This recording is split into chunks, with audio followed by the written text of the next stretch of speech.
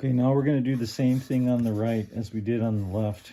We're going to do the right temporal plane, okay, first.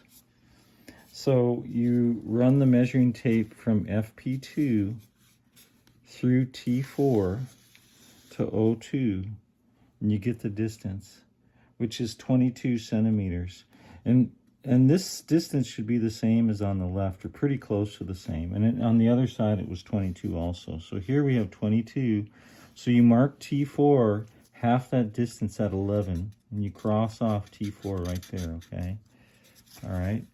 So you measure the distance from FP2 to O2, which was 22, and then we marked T4, and we completed T4 cross mark at 11 centimeters, okay? Half the distance between FP1 to FP2 to O2.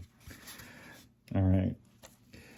Now, holding the measuring tape along the FP2 line, right here, you start right at 0, but you hold it right along the line there. You're going to hold it right on this line here, and right on this line here at T4. So at FP2, you hold it right along that line, and you hold it right along the line here at T4, okay? And we're going to go half the distance, which is 5.5, which is 5.5, and then you just cross it off along the tape line like that, okay? Okay, so that's F8, okay? So we just marked F8, so we held it right at FP2, right along the lines.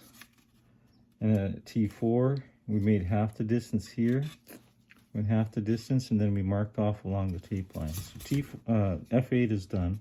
That's F8. And you do the same thing for T6.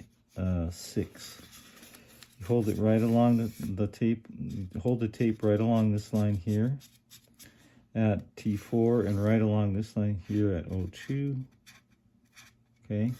And then you mark half the distance from T4 to O2, which is, it's 11 centimeters for T4 to O2, so that's 5.5.